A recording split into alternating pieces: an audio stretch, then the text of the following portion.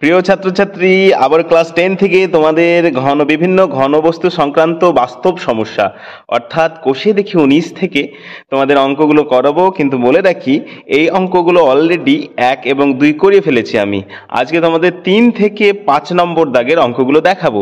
তার আগে তোমাদের বলি যে এই দাগের অঙ্কগুলো করতে গেলে তোমাদের চোঙ, তারপর শঙ্কু, তারপরে গোলক, ঘনক এবং আয়তা ঘনাকার, এই যে বিষয়গুলো ছিল পরিমিতির, তাদের সূত্রগুলো তোমাদের জানতে হবে। যদি জানো তাহলে অঙ্ক করা যাবে, আর যদি না জানো তাহলে আমাদের ভিডিওতে আছে, সেগুলোর উপর ভিডিও বানানো, সেগুলো গিয়ে তোমরা একটু চ্যানেলে দেখে নিতে পারো। চলো তাহলে শুরু করছি 3 নম্বর অঙ্কটা থেকে। প্রথমে দেখো অঙ্কটা কি বলেছে। দেখো বলেছে 24 সেমি দৈর্ঘ্যের ব্যাস বিশিষ্ট একটি লম্ববৃত্তাকার চোঙাকৃতি পাত্রে কিছু জল আছে। 6 সেমি দৈর্ঘ্যের ভূমিতলের ব্যাস এবং 4 সেমি উচ্চতা বিশিষ্ট 60 নিরেট শঙ্কু আকৃতির লোহার টুকরো ওই জলে সম্পূর্ণভাবে নিমজ্জিত করলে জল তলের উচ্চতা কতটা বৃদ্ধি পাবে হিসাব করে লিখি। তাহলে এখানে দেখো কি আছে, দেখো একটা কি আছে চোঙ আর একটা কি আছে শঙ্কু। তাহলে চোঙ আর শঙ্কু, যেহেতু এখানে কি জলের আয়তন বাড়ছে, তাই এখানে আমাকে চোঙের আয়তনের সূত্র জানতে হবে এবং শঙ্কুর আয়তনের সূত্র জানতে হবে। চোঙের আয়তনের সূত্র হচ্ছে পাই আর স্কয়ার এইচ এবং শঙ্কুর আয়তনের সূত্র হচ্ছে 1/3 পাই আর স্কয়ার এইচ। এই হচ্ছে সূত্র। তাহলে চলো আমি অঙ্কটা সমাধান করে দেখাচ্ছি তোমাদের।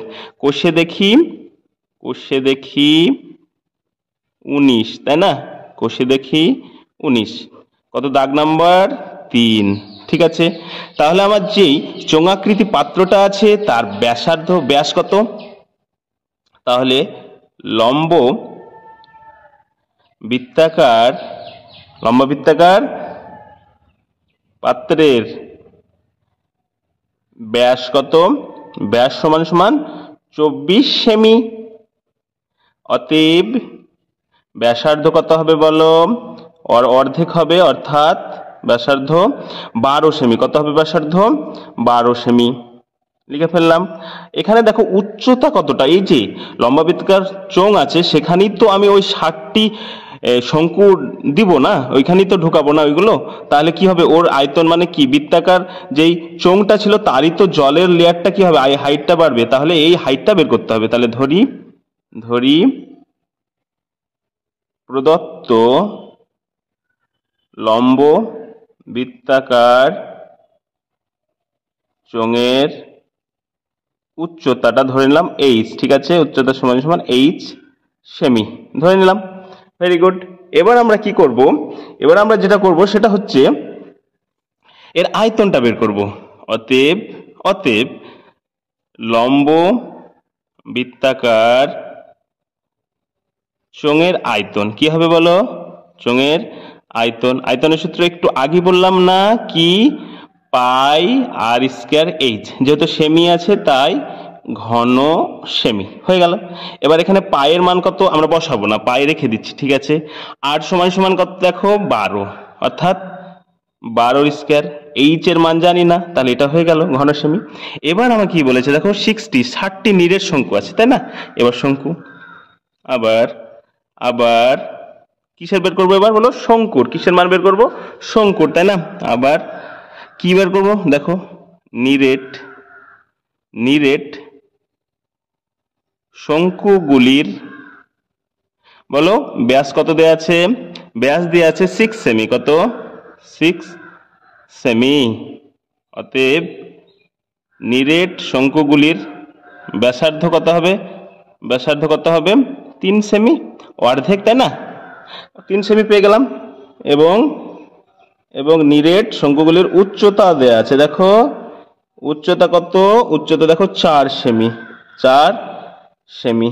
তাহলে দেখো সব পেয়ে গেছি, তাই না? অতএব নিরেট লম্ববৃত্তাকার বা নিরেট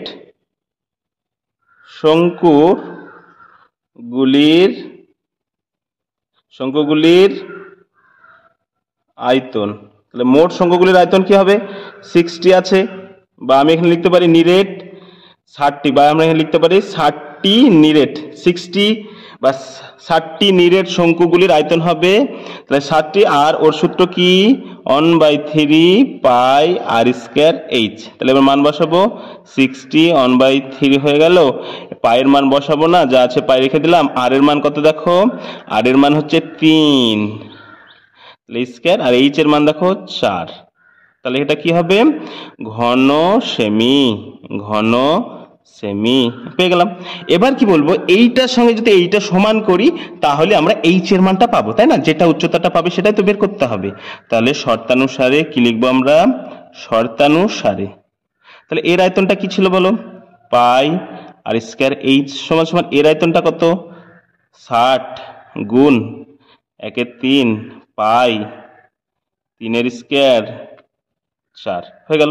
এবার আমরা এইচটাকে রাখলাম, বাদ বাকি সব নিয়ে চলে গেলাম। তাহলে কি করব দেখো, এই দেখো তিনটা নিচে চলে যাবে, তাহলে ওপরে কে থাকছে 60 1 পাই, তাহলে কত 3 স্কয়ার মানে কত, দুটো 3 আর 4, আর নিচে কে কে থাকছে দেখো, এখানে তো 3 দেখতেই পাচ্ছি থাকছে, আর এখানে কত থাকছে আর এর মান এখানে দেখো কত 12, তাই না? আর এর মান কত 12, অর্থাৎ দুটো 12 লিখবো। কত লিখবো, দুটো 12 হয়ে গেল। এবার কাটাকাটি করবো, দেখো এই দেখো 3 3 কেটে দিলাম, 3 4 12 কেটে দিলাম, আর এখানে পাই আসবে একটা, তাই না?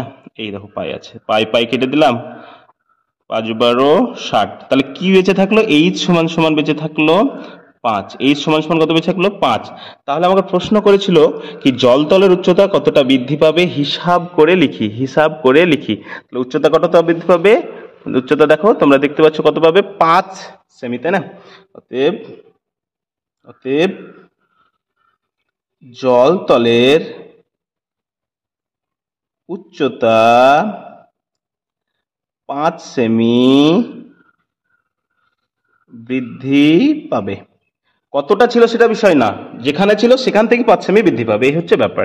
আমরা 3-এর দাগের অঙ্কটা সমাধান করলাম। চলো এবার 4-এর দাগের অঙ্কটা দেখি। আগে দেখে নি কি বলছে অঙ্কটা। বলছে একই দৈর্ঘ্যের ভূমিতলের ব্যাসার্ধ এবং একই উচ্চতা বিশিষ্ট একটি নিরেট শঙ্কু ও একটি নিরেট লম্ব বৃত্তাকার চোঙের বক্রতলের ক্ষেত্রফল 5:8, অর্থাৎ শঙ্কুটার 5 এবং চোঙের 8, উহাদের ভূমিতলের দৈর্ঘ্য এবং উচ্চতার অনুপাত নির্ণয় করি।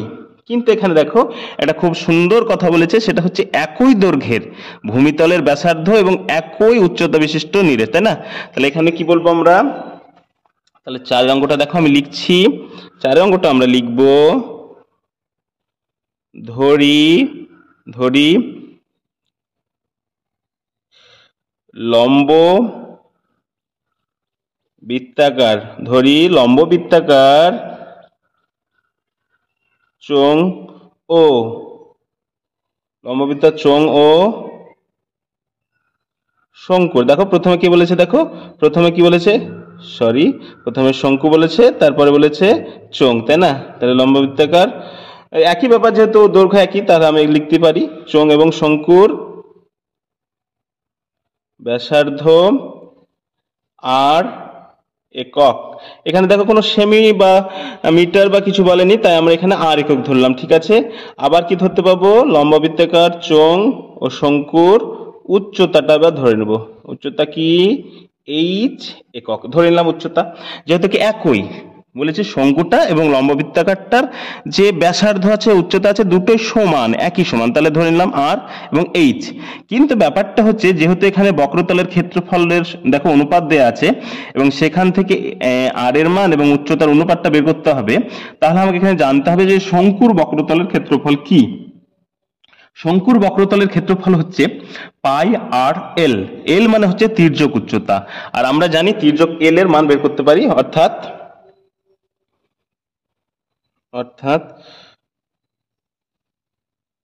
অতএব শঙ্কুর, প্রথমে আমরা বের করছি শঙ্কুর, কি বের করবো বলো, শঙ্কুর বক্রতলের ক্ষেত্রফল। সূত্র কি, পাই আর এল। তো এল এর মান তো জানি না, এল সমান সমান আমরা লিখতে পারি √h² প্লাস আর স্কয়ার বর্গ একক। এটা পেয়ে গেলাম আমরা শঙ্কুর বক্রতলের ক্ষেত্রফল। এবার আমরা কি নেব, এবার আমরা নেব দেখো বলেছে, দেখো এবার বলেছে লম্ব বৃত্তাকার চোঙের, তাই না, এবং লম্ব বৃত্তাকার চোঙের বক্রতল বা পার্শ্বতল একই ব্যাপার, তাই না। বক্রতলের ক্ষেত্রফল, এর বক্রতলের ক্ষেত্রফল কি, এর বক্র মানে হচ্ছে পাশের যে তল সেটা হচ্ছে তার বক্রতল। তাহলে পাশ মানে কত, আমরা জানি কি পরিসীমা মানে পরিধি মানে কত, 2 পাই আর ইন্টু এইচ। তাহলে 2 পাই আর ইন্টু এইচ বর্গ একক, এই দুটো পেয়ে গেলাম। এবং বলেছি এই যে তাদের অনুপাত সেটা কত, 5:8, 5:8। তাহলে আমরা লিখতে পারি শর্তানুসারে। তাহলে দেখো শঙ্কুটা কত, পাই আর ইন্টু এইচ স্কোয়ার প্লাস আর স্কোয়ার, এটা লিখতে পারি। এটা সমান সমান আমরা এখানে আবার কি লিখবো, লিখবো বাই বাই এবার যেটা আছে সেটা লিখো, কি আছে 2 পাই আর এইচ সমান সমান 5/8। এটাও কিন্তু বলে দিয়েছে, দেখো 5:8 এটা বলে দিয়েছে। তাহলে এখান থেকে আমরা কি করব, কাটাকাটি করে এইচ এবং আর এর মান বের করব। তাহলে দেখতে পাচ্ছি এটা এটা কেটে যাচ্ছে, এটা এটা কেটে যাচ্ছে, তাহলে এখানে কি পড়ে থাকছে 2h। তাহলে আমি যদি কোনাকুনি গুণ করি তাহলে আমি লিখতে পারি 8√পাই স্কোয়ার প্লাস আর স্কোয়ার সমান সমান 5 দুগুণে 10 এইচ, এটা লিখতে পারি। এবার আমরা কি লিখতে পারি, দেখো যেহেতু উভয় পক্ষ দেখো এখানে √ওভার একটা আছে, তাহলে আমরা কি করলাম উভয় পক্ষকে বর্গ করলাম। উভয় পক্ষকেই এখানে লিখবো আমরা উভয় পক্ষ বর্গ করে পাই, এটা আমরা লিখবো, ঠিক আছে লিখলাম। তাহলে বর্গ করলে মানে কি 8-এরও বর্গ, এটারও বর্গ, 10-এর বর্গ, এইচও বর্গ। তাহলে 8-এর বর্গ মানে কত, 8-8 64, আর এটার বর্গ মানে কি, এটা উঠে গেল, তাই না। তাহলে আমি এখানে কি পাচ্ছি এইচ স্কোয়ার প্লাস আর স্কোয়ার, মানে হচ্ছে এই যে √ওভার ছিল সেটা উঠে গেল, তাহলে পড়ে থাকছে কি এইচ স্কোয়ার প্লাস আর স্কোয়ার পড়ে থাকছে। আর এখানে কত 100 এইচ স্কোয়ার, মানে 10-এর বর্গ মানে কত 100, আর এইচ স্কোয়ার মানে এইচ স্কোয়ার। তাহলে দেখো এটা যদি আমরা গুণ করি তাহলে কত হবে 64 এইচ স্কোয়ার 64 আর স্কোয়ার সমান সমান 100 এইচ স্কোয়ার। তাহলে আমি যদি এখানে 64 আর স্কোয়ারটা রাখি আর এখানে যদি 100 এইচ স্কোয়ার এইটা ওইদিকে নিয়ে যাই মাইনাস 64 এইচ স্কোয়ার, তাহলে আমি লিখতে পারি 64 আর স্কোয়ার সমান সমান কি লিখতে পারি বলো 36 এইচ স্কোয়ার। তাহলে আমরা এখান থেকে লিখতে পারি আর স্কোয়ার বাই এইচ স্কোয়ার সমান সমান 36/64 কি হলো, দেখো 64-র সঙ্গে আর স্কোয়ার কি কোন রূপে আছে, একই রকম। 36-এর সঙ্গে এইচ কি আছে, গুণ রূপে আছে। তাহলে এইটা কি করব, আরটা স্কোয়ারটা যদি রাখি তাহলে ওটা নিচে চলে যাবে, আর ওইখানে যদি 36টা রাখি এইচটা নিচে চলে আসবে। তাহলে এবার যদি আমরা কি করি আর বাই এইচ করি তাহলে এটা চলে যাবে কি বর্গের ভিতরে, অর্থাৎ 36/64। আর আমরা জানি আর বাই এইচ সমান সমান কত 6/8। যদি কাটাকাটি করি তাহলে কত আসবে 3/4, 2 দিয়ে কাটছি দেখো 3 দুগুণে 6, 4 দুগুণে 8। তাহলে বলো তো আমাকে প্রশ্নকর্তা প্রশ্ন করেছে উহাদের ভূমিতলের ব্যাসার্ধ অর্থাৎ আর এবং উচ্চতার অনুপাত নির্ণয় করি। অনুপাত কত, অতএব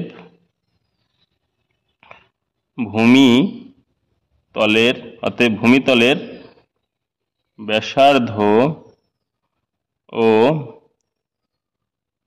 উচ্চতার অনুপাত হলো কত 3:4। এইটা হয়ে গেল অঙ্ক আমার, 4-এর দাগের অঙ্কটা হয়ে গেল। তোমরা সুন্দর করে টুকে নেবে, কোথাও যদি কোনো সমস্যা থাকে কমপ্লেন থাকে অবশ্যই জানাবে। এবার আমরা দেখব পরবর্তী অঙ্ক 5-এর অঙ্কটা, চলো দেখি কি বলছে, দেখো ভালো করে পড়ো। বলছে 8 সেমি দৈর্ঘ্যের ব্যাসার্ধের একটি নিরেট লোহার গোলককে ঘুলিয়ে 1 সেমি দৈর্ঘ্যের ব্যাসের কয়টি নিরেট গুলি পাওয়া যাবে সেটা বানাতে হবে। তাহলে কি ব্যাপার, ধরো সাপোজ আমার কাছে একটা 10 কেজি ওজনের কেক আছে, ঠিক আছে।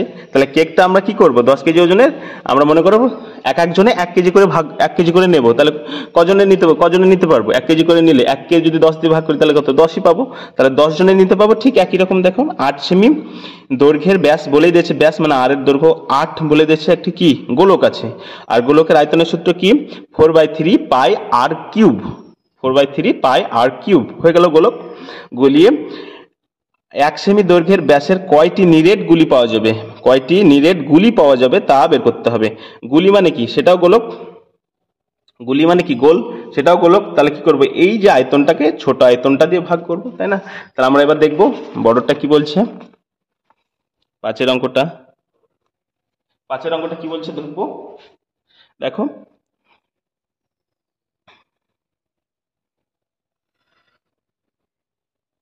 গোলকটির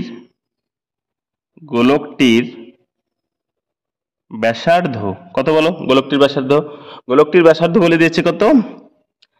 8 সেমি, তাই না? অতএব গোলকটির আয়তন কত হবে বলো? আয়তন পাই আর কিউব, কি অঙ্ক আয়তন 4/3 পাই আর কিউব ঘন সেমি পেয়ে গেলাম। তাহলে এখানে যদি মান বসায় কত? 4/3 ইন্টু পাই ইন্টু 8 কিউব, এটা পেয়ে গেলাম ঘন সেমি। তাহলে বড়টার যেটা আয়তন সেটাকেই তো গলিয়ে আমরা ছোট আয়তনগুলো বানাবো, তাই না? এবার লিখবো আমরা গুলির নিরেট, আবার এখানে লিখি আবার নিরেট গুলির ব্যাস বলেছে, তাই না? তাহলে আমরা প্রথমে ব্যাসটাই লিখে ফেলছি। ব্যাস কত বলেছে দেখো? 1 সেমি। ব্যাস কত বলেছে? 1 সেমি। অতএব নিরেট গুলিগুলির ব্যাসার্ধ কত বলো? ব্যাসার্ধ কত হবে? 2 দিয়ে ভাগ করবো, এটা হয়ে গেল ব্যাসার্ধ। 1 কে 2 দিয়ে ভাগ করলাম মানে হাফ হয়ে গেল। অতএব নিরেট গুলির কি হবে? গুলির আয়তন, তাই না? তাহলে আয়তন কি হবে বলো? আয়তনের সূত্র কত? একই, 4/3 পাই আর কিউব, তাই না? তাহলে 4/3 পাই আর কিউব, দেখো পেয়ে গেলাম। আর কিউব মানে কত? 1 2 তার কিউব ঘন সেমি। আমি দেখো গুলির এবং গোলকটার আয়তন পেয়ে গেছে। এবার এই বড় আয়তনটাকে কি করবো? ছোট আয়তন দিয়ে ভাগ করবো। অতএব মোট গুলি পাওয়া যাবে। এর কতগুলি গুলি পাওয়া যাবে সেটা দেখে নাও। কত পাওয়া যাবে? 4/3 পাই ইন্টু 8 ইন্টু 8 ইন্টু 8, নিচে কত যাবে? আবার 4/3 এটা দিয়ে ভাগ করছি ইন্টু পাই ইন্টু কত? 1 2 ইন্টু 1 2 ইন্টু 1 2। তোমাদের জন্য একটু সিম্পলিফিকেশন করে দেখাচ্ছি।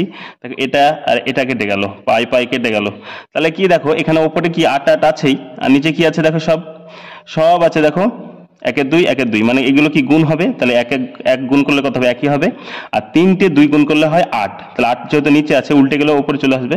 অতএব আমরা লিখতে পারি, উপরে তো 3টে 8 আছে আর নিচের একটা 8 চলে আসছে, তো উপরে হয়ে যাচ্ছে 4টে 8। 4টে 8কে যদি আমরা গুণ করি তাহলে পাবো 1096টি। তাহলে কতগুলি গুলি পাবো দেখো, সেটাও বেরিয়ে গেল। তাহলে কতগুলি গুলি পাবো? 4096টি।